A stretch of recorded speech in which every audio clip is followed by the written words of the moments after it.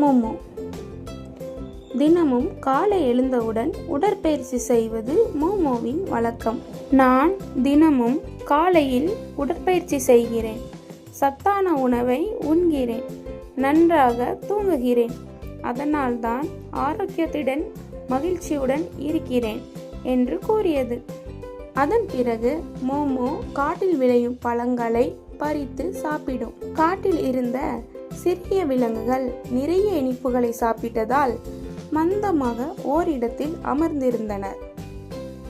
அதை பார்த்த மோமோ அந்த விலங்குகளிடம், நீங்களும் என்னை போல் ஆரோக்கியமாக இருக்க வேண்டுமென்றால் பழங்களை சாப்பிடுங்கள், நிறைய தண்ணீர் குடிங்கள், உடற்பயிற்சி செய்யுங்கள் என்று அனைவரிடம் கூறியது.